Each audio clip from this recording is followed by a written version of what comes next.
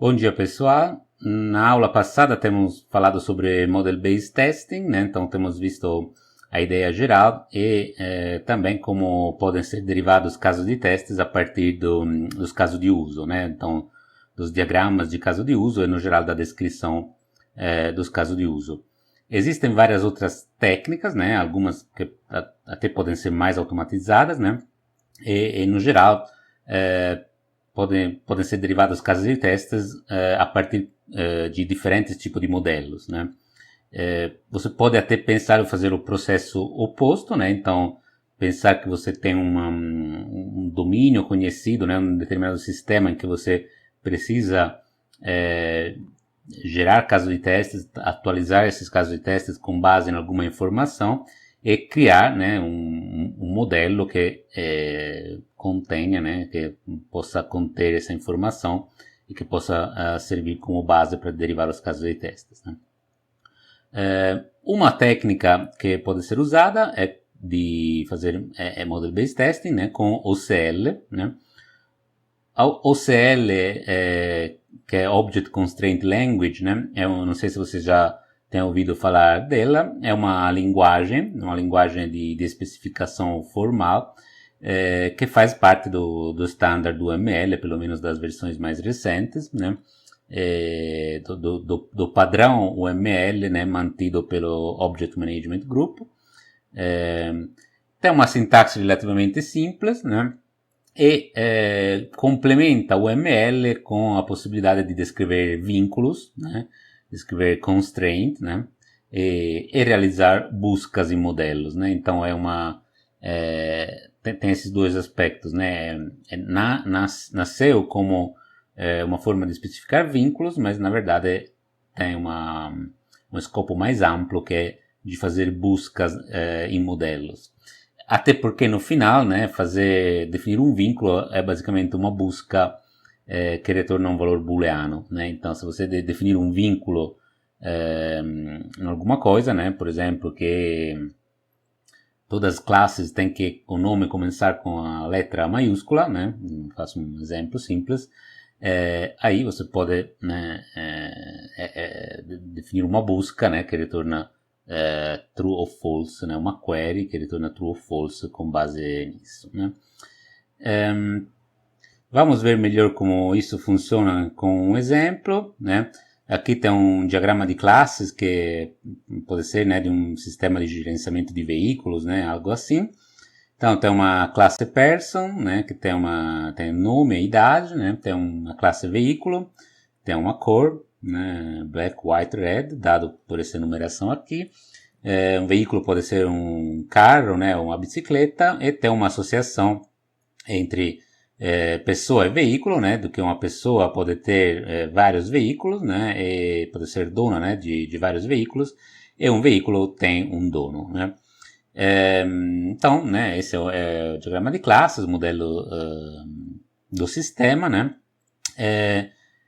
No geral, né, pode ter vínculos que eu não consigo representar no diagrama de classe em si, né. Por exemplo, como é que eu especifico que o motorista, né, que a pessoa, né, que o dono do carro tem que ter uma idade mínima, né, por exemplo, ou que uma pessoa pode ter no máximo um carro de cor preto, né. Isso claramente um exemplo, né, assim, só para mostrar como é que funciona a linguagem, né?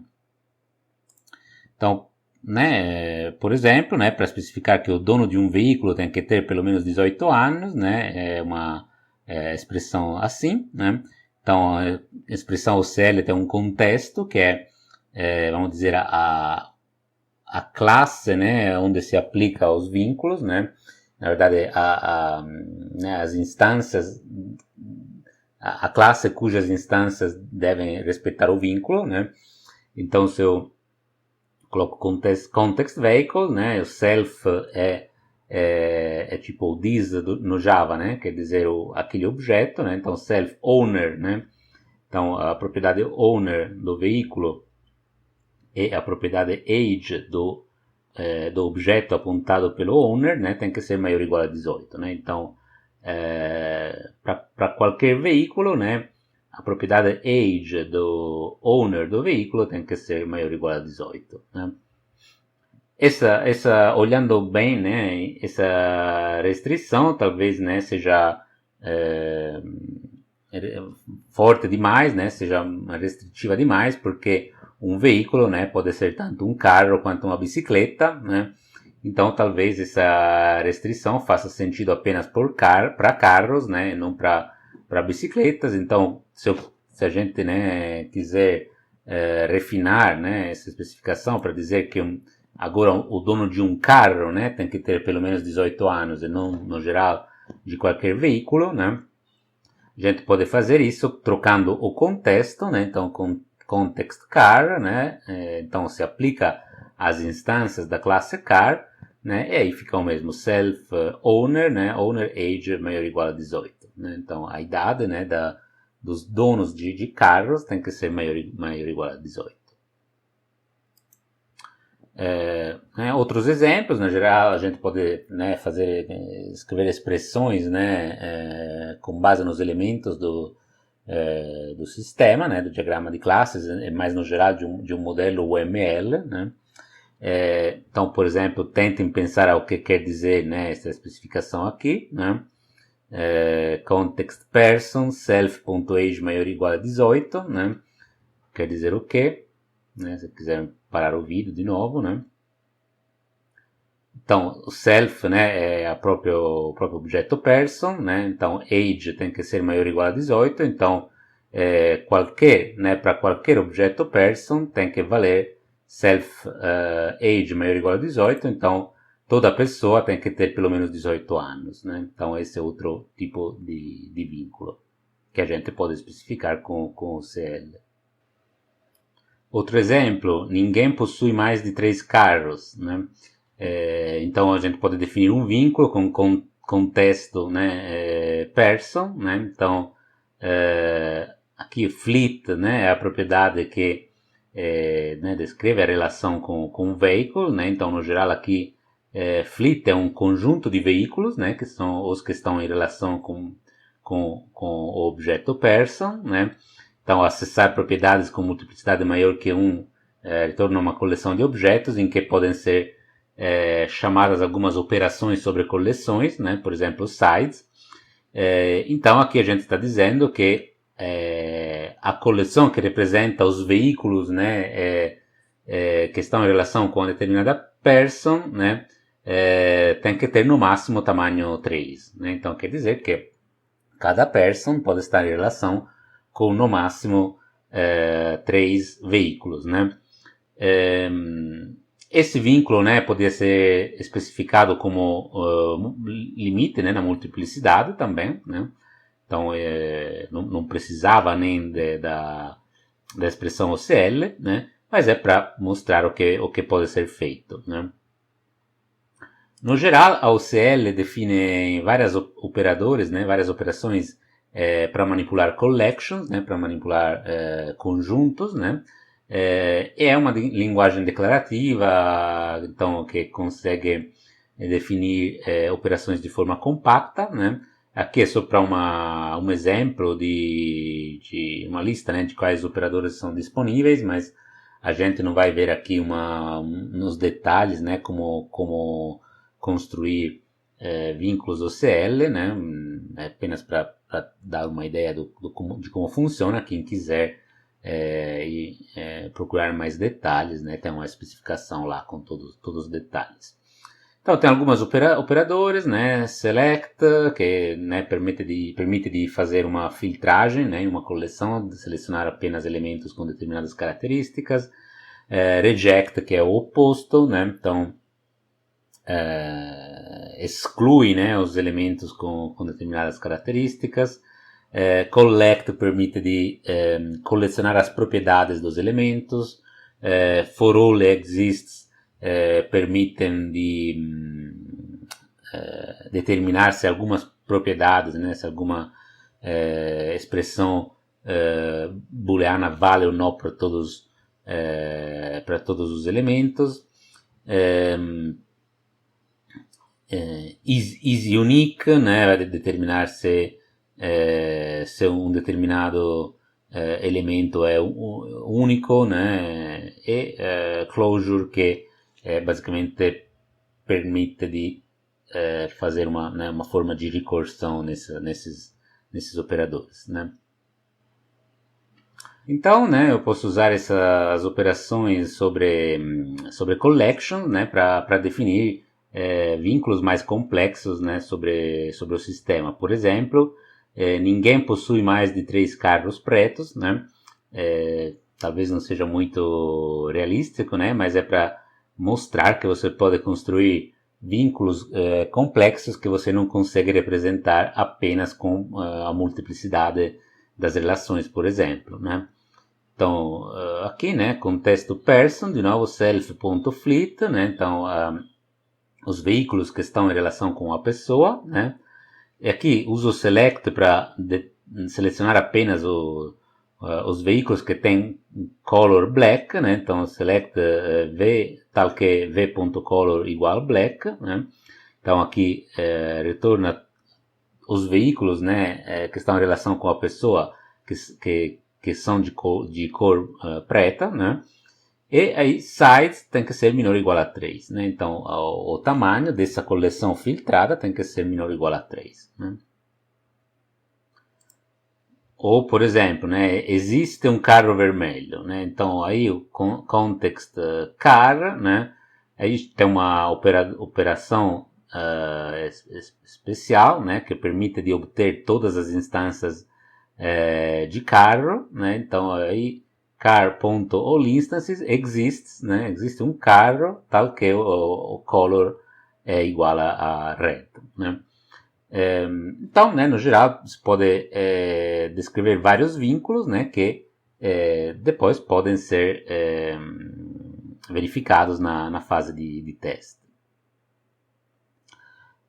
Para cada especificação OCL tem que ser definido um contexto, né, que é o elemento inicial de onde começa a avaliação da expressão, né, então determina né, quais propriedades, quais elementos podem ser alcançados, né, com as expressões. E a palavra, como a gente tem visto, né, na verdade já nos exemplos, a palavra-chave self, né, especifica a instância em que a invariante será avaliada, né, então, a instância do contexto. Então, naquele context person, né, o self é a instância da classe person, né, então é um objeto de classe person, né.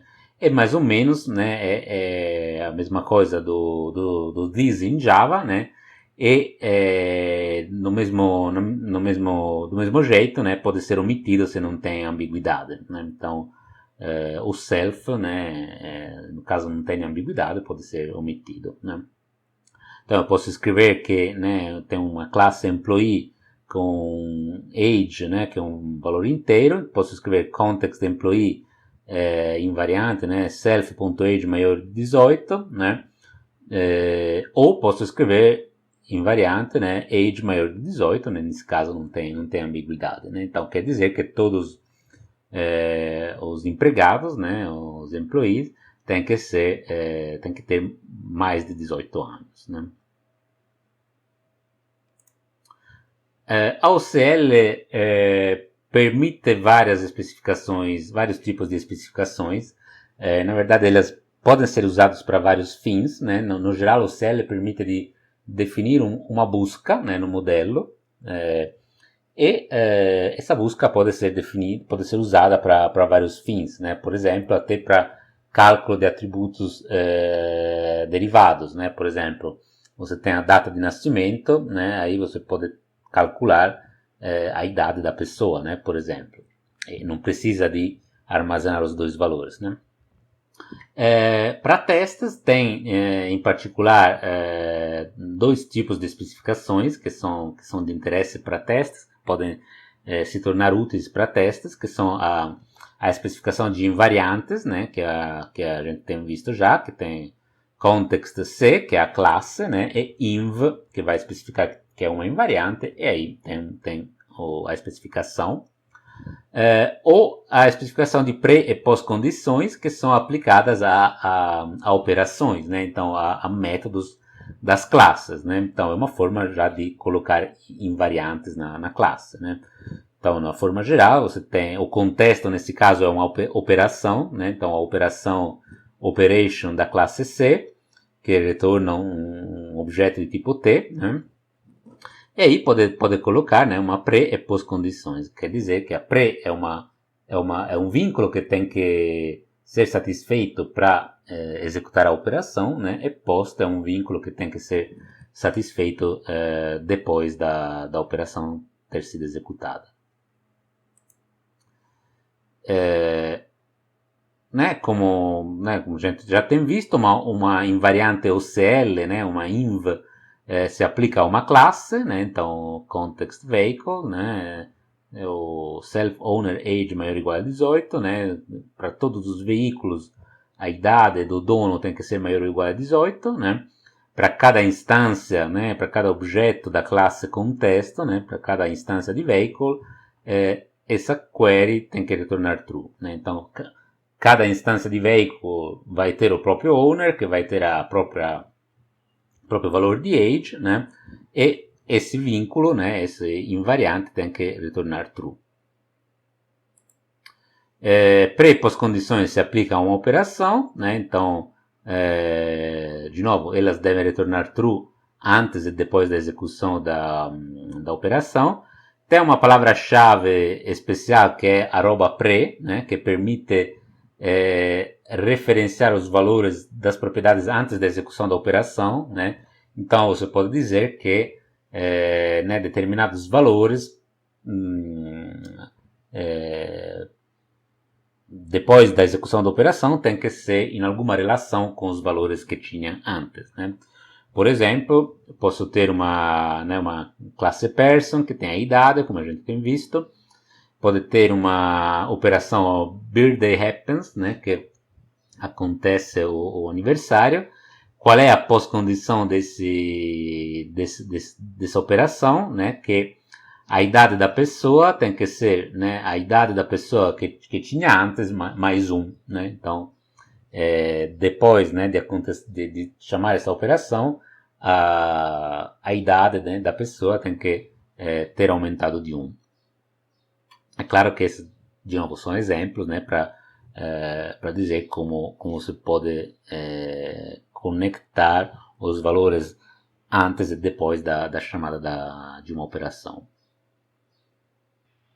Qual é a ideia? Então, né, que a partir desses vínculos OCL, né, então, em particular invariantes e pré- e pós-condições, possam ser gerados automaticamente casos de testes, né, com base que verificam, né, essas condições, né? Essas condições são condições que devem sempre ser respeitadas, porque tipicamente são restrições do domínio, né? Por exemplo, aqui context person em variante, né? Age is positive, né? A idade de uma pessoa tem que ser maior ou igual a 0, né? Então, né, isso é uma restrição, né, do significado, né, da classe.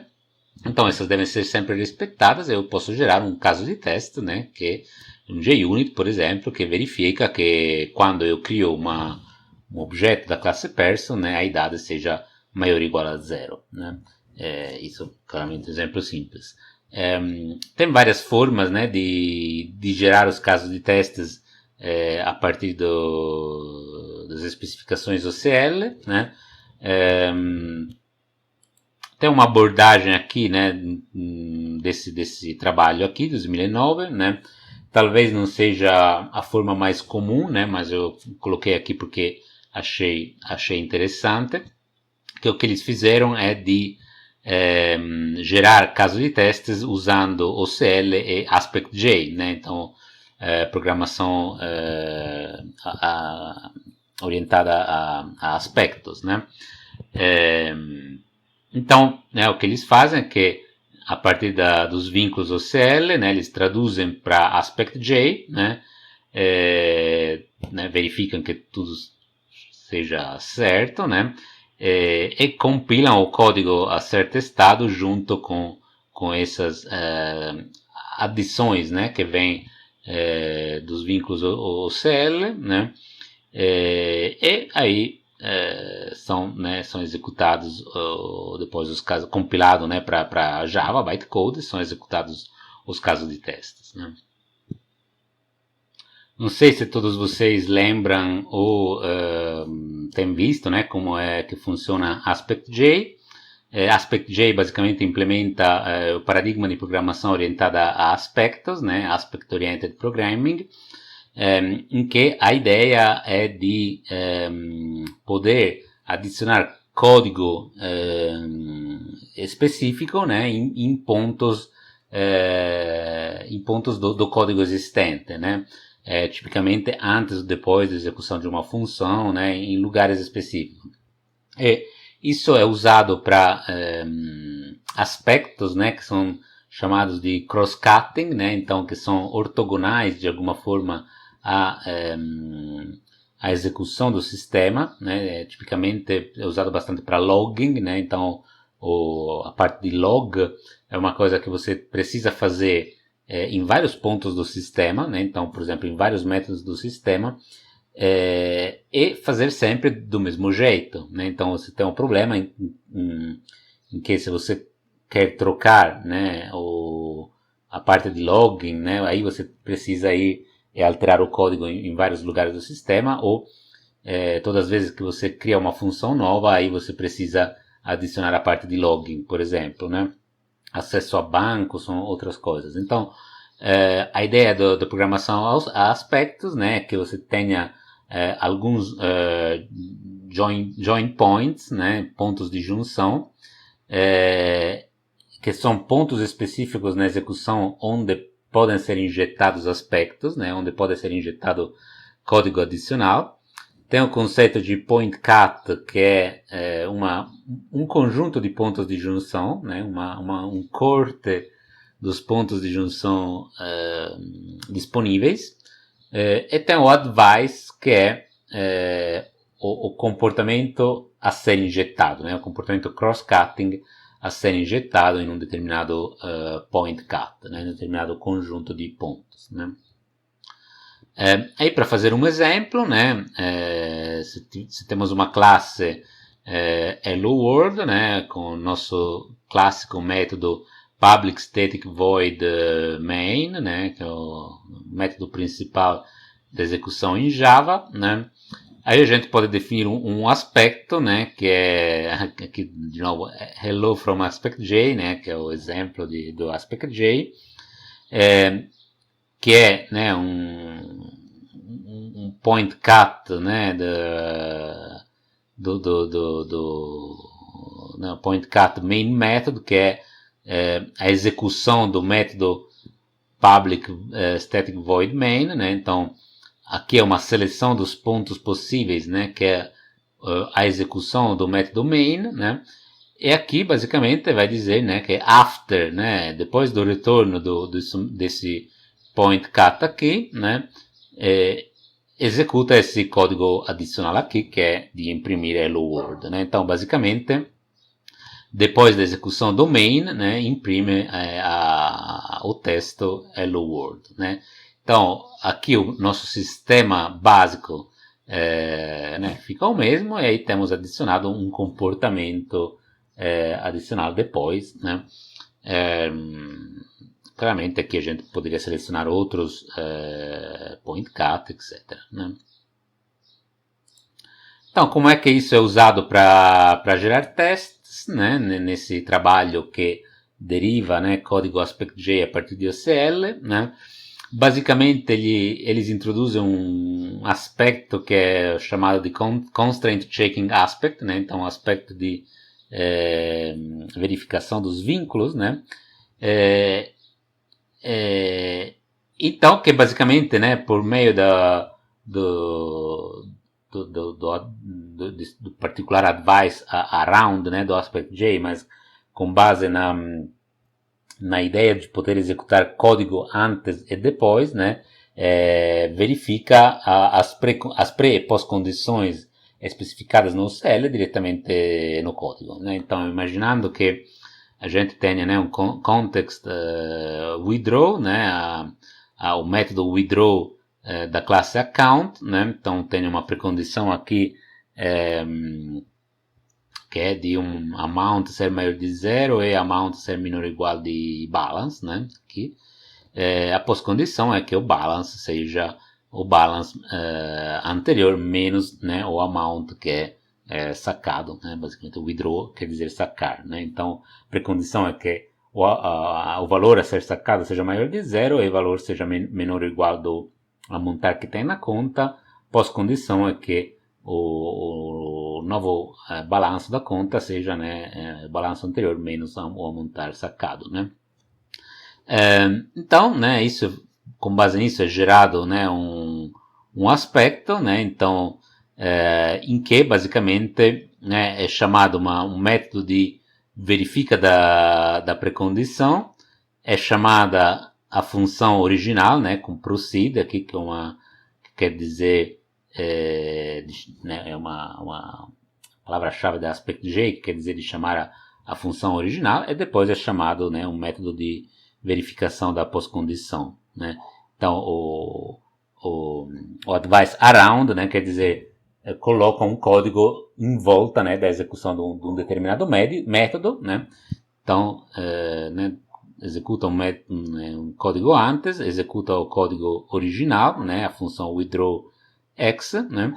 E depois executa um outro método, né?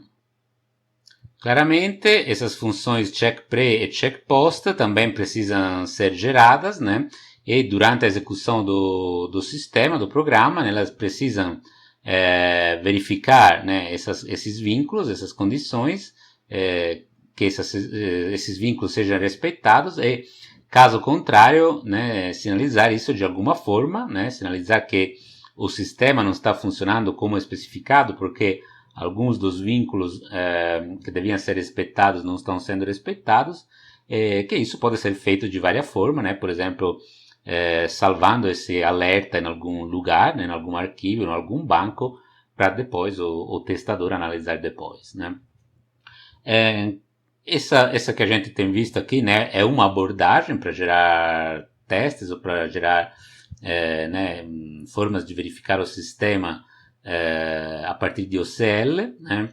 Então, essa é uma abordagem que usa Aspect-J, né? Mas podem ser usadas outras abordagens, até porque essa tem alguns problemas, né? Então, essa coisa, né, dos aspectos, basicamente altera, né, diretamente o sistema, então gera um acoplamento, né, com a implementação e de fato o problema do que o código funcional é alterado para fazer o teste, né? Então você nem está testando o sistema, realmente o sistema original, né?